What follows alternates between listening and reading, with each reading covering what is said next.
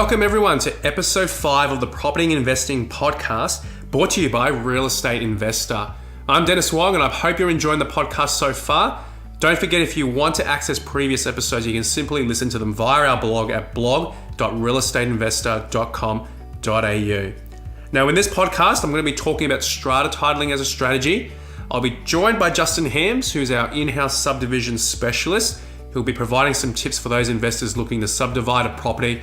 And finally, I'll talk about the top 8 federal budget changes that kicked in from 1 July 2017 that all property buyers should be aware of. So let's start off this episode with strata titling. Now, strata titling is a great strategy to manufacture equity. For those who have never heard of this strategy, it's used when there is a set or block of units that are all on one title, and strata titling is when you split the title so each unit will then have its own individual title. Now, the reason for doing this is that it will allow each unit to then be sold off individually for more profit than all together as one block. Now, this strategy is only successful when the individual lots of property are worth more than selling the one block itself. For example, let's say you have a block of 4 units, all 2-bed, 1-bath, worth $500,000. After strata titling the units, each unit is now worth $250,000. So this gives an investor a couple of options. They could sell all 4 units and take the profit of $500,000, obviously minus purchase costs, stamp duty, legals, etc. Or they could sell 3 and keep 1, and then that one property they keep will essentially be debt-free if they decide to use the profits of the sale of the other 3 to pay down that loan. Now, the key to being successful in this strategy is making sure you target the right property in the right area and ensuring there is demand in individual units and that there is value in creating its own individual title. It's important that you do your research and really understand the demand for the post-strata title property and what it would revalue at. So like a subdivision of land, there is the risk of overcapitalizing if you pay too much for the block or set of units. Now, in Real Estate Investors Pro membership, we offer Investor Search that allows investors to find potential blocks of units where strata titling may be an option. So we search for keywords in the ads such as option to strata title, potential to strata, strata opportunity, and on one title. Once you've found an opportunity, you can then use my value or my research to review the target suburb the block of units are located in and what individual units are selling at. Then it's all about working backwards to see what the potential profit will be after you take into consideration legal costs, stamp duty, strata title costs, etc. So there may even be an opportunity to renovate the units to get further uplift and increase the rent if you decide to keep one of the units. Now, what I'd like to cover is subdividing as a strategy. It is a great way to manufacture equity. The concept is similar to strata titling, but subdividing is with land, and it's when developers or landowners create new allotments.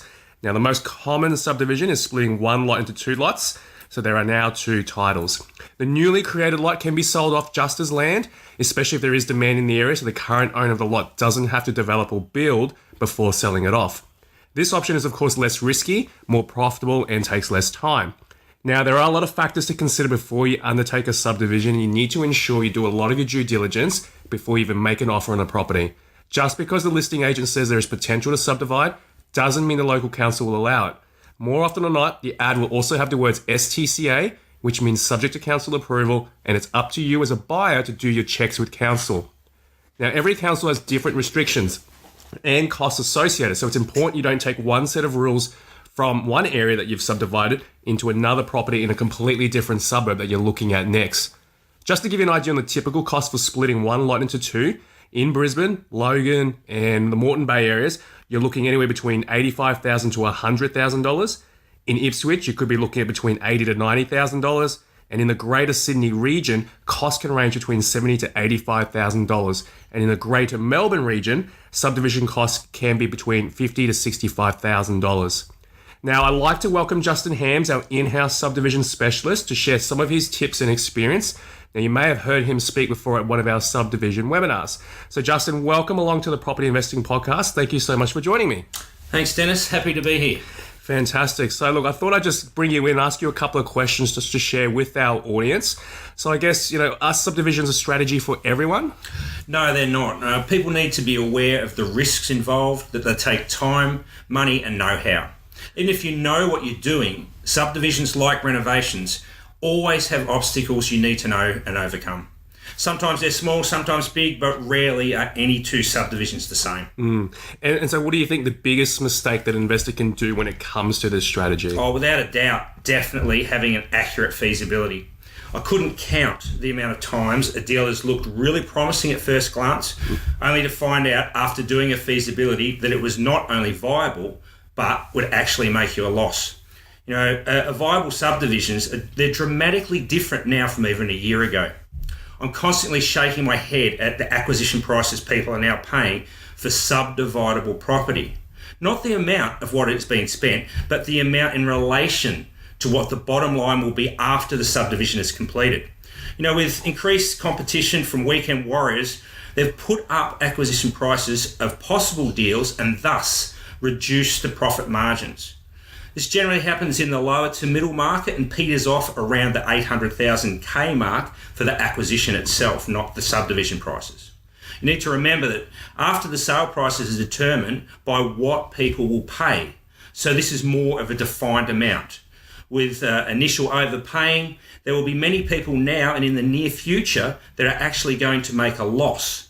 Now that's through lack of knowledge of how the numbers actually stack up. Yeah, so and look, what's some of the things that an investor should check before purchasing a property with the intention of splitting it? Oh, look, there's many checks you need to consider, and all must be tailored to the individual property and the deal itself. Some of the main ones you'll look at and that will include, is there a demand for it in the area? In other words, what happens after you've done the subdivision? Do your figures, is it worth the effort financially? Is it allowed within the zone, precinct, and any overlays that you're looking at on the specific property? Are there any precedences of it being possible? Someone that's done it before in close proximity geographically to your property within the same zone, precinct, etc. These are just some, but it gives you an idea of where you would start. Excellent. And who are the key people you should be seeking help and advice from? Definitely people who've done it before. Professionals that you could approach that would include a savvy property researcher, a good town planner with local knowledge of the area you're targeting, and local real estate agents can be a big help too, especially if they get a sniff that you might give them business of your after subdivision has been done. You know, with the information you gain from the agents too, I would check up policy-wise with the council, of course, to confirm that what you've been told is fully correct. And I guess, look, in your experience, could there be unforeseen issues that may arise? And if so, what do you find are the most common ones? How long does this podcast go for?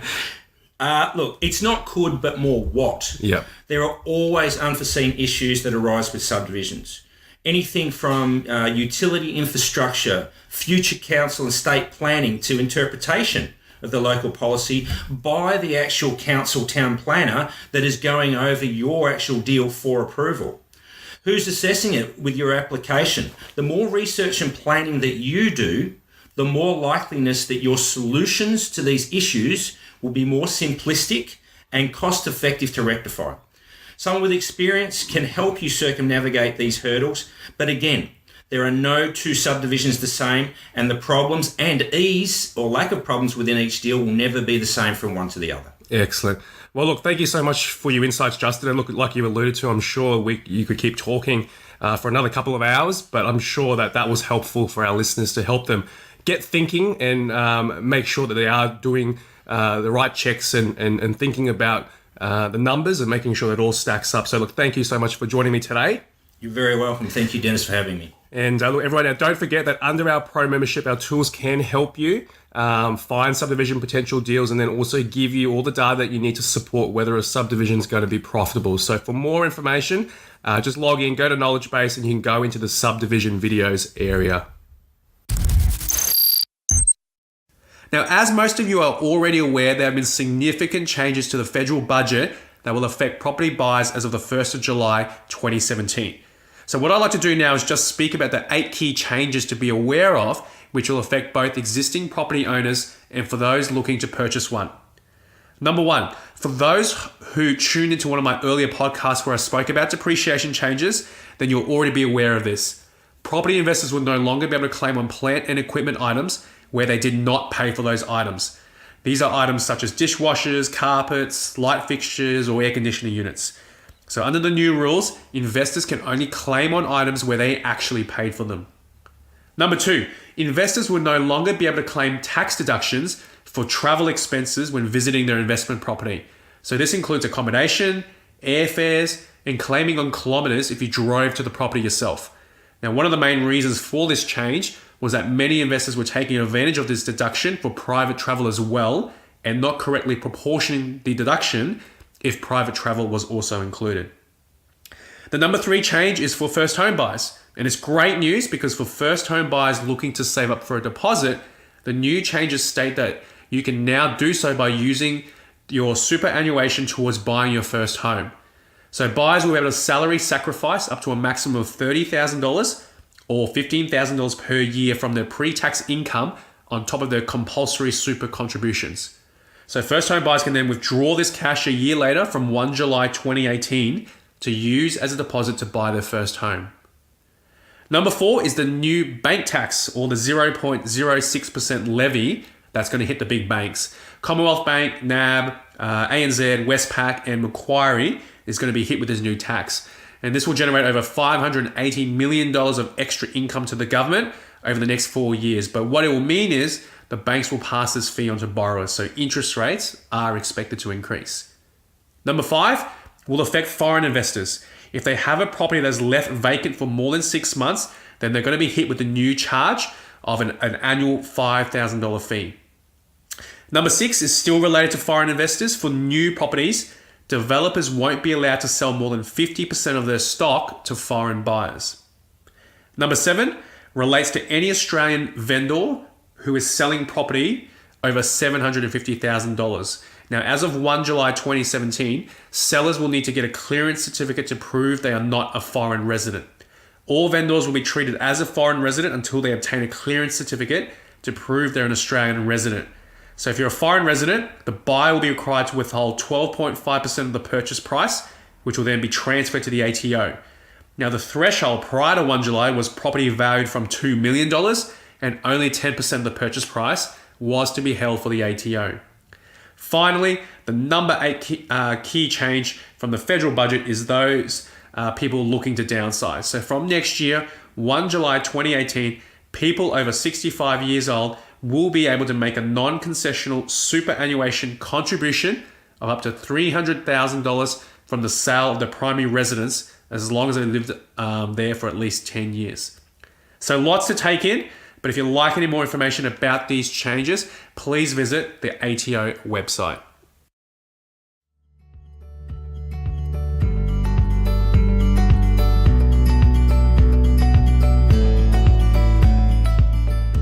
Thank you so much for tuning in to another episode of the Property Investing Podcast brought to you by Real Estate Investor. A special thank you to Justin Hams for joining me and sharing his experience and tips on subdivisions. For more information on this strategy, you can jump online onto our blog at blog.realestateinvestor.com.au, and we have a couple of webinars dedicated to subdivisions that you can watch. Don't forget, if you need access to property and suburb data, that you can get direct access yourself through our Pro membership, or if you'd like more help and guidance, we have a team of property strategists that you can talk to. Simply jump on our website and you can book in for a free consultation. So thanks again for joining me. Follow us on Facebook, and if there's anything that Real Estate Investor can help you with, please get in touch. Otherwise, happy investing, and I'll catch you next time.